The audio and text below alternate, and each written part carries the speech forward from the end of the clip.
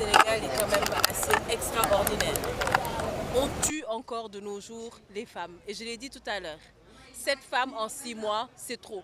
Mais là, c'est le nombre de femmes qui ont été tuées. Mais on n'a pas encore assez parlé des femmes qui sont battues au quotidien. Et celles qui sont violées au quotidien. Et surtout les jeunes filles qui sont violées au quotidien. Il est important qu'on s'arrête un moment sur ces questions et qu'on éveille davantage les consciences, mais surtout qu'on dise stop. Stop, parce ça ne peut pas continuer. Et c'est dommage qu'on en arrive à ça. Aujourd'hui, on attendait quand même beaucoup plus d'engagement, même d'empathie de la part de nos autorités. Mais ce que j'apprécie, c'est que les femmes sont en train de se mettre ensemble, avec même les hommes, pour davantage sensibiliser sur ces questions et prendre les mesures. Les mesures, il faut d'abord une volonté réelle de l'État, du gouvernement qui a été mise en place. Le président de la République qui a été élu doit s'arrêter sur ces questions de féminicide des femmes. Et ensuite, nous, députés que nous sommes, à l'Assemblée nationale, c'est vrai, toutes les lois sont importantes, mais certaines sont urgentes et certaines sont prioritaires. Et c'est pour ça que vous m'avez entendu humblement tendre la main à tous les honorables députés de l'Assemblée nationale pour qu'on s'arrête sur ces questions-là.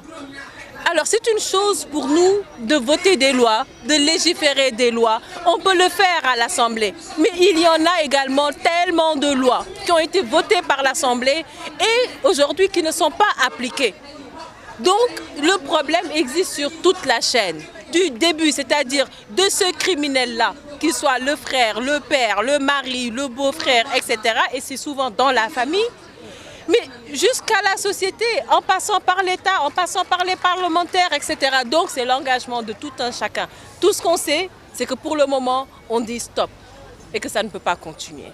Je vous remercie. Merci. waaw suñu teewaay tey dara warulu ko leneen lu dul wax loo xamante ne bañ ko waree wax sax weesu na.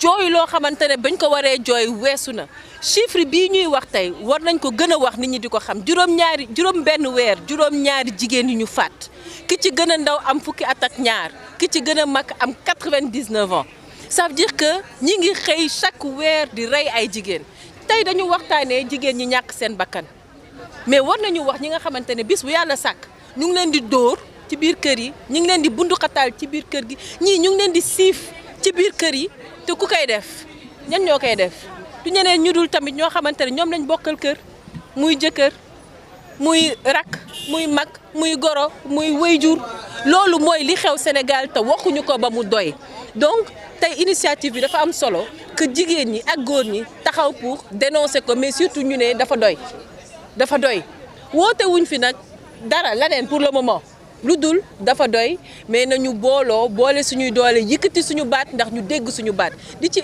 interpeller na di ci woo ñëpp ci woo boobu ginnaaw bi ñu paree ci jëkkër yeeg rakk yeeg mag ñeeg ñi nga xamante ne ñoom ñooy criminels yi di reyaate mais texte yi tamit ñi nga xamante ne ñoom lañu fal muy le président de la République ak gouvernement bi nga xamante ne moom la ñu mettre en place di leen wax ne que question bi dafa jot ñu taxaw wax si parce que xëy na nag doole bi ñu am ñoom ñun amuñu ko ñun mën nañu yoree wax ji mais ñoom xëy na mën nañ see jëf léegi mbir mi soppeeku wala ba kañ la ñuy xaar est-ce que dañuy xaar ba mu jéggi dayo ba nga xamante ne dootuñu ko mën a contrôler jataay bii nag mooy waxtaan balaa ñu yegg ca booba donc woo nañ ci le gouvernement woo nañ ci le président de la République di ci woo yi tamit ñun nga xamante ne ñooy ndaw ñi nekk ci pencum ndaw réew mi parce que loolu mooy suñu liggéey mooy di wote ay loi man wax naa ko sànq xëy na que benn député kese mënul mais dañoo tàllal loxo suñu mbokk député yëpp quel que soit parti politique bu ñu bokk parce que gis nga bu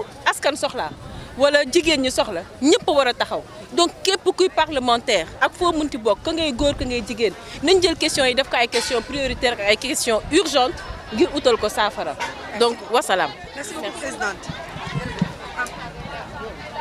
Acha Libas.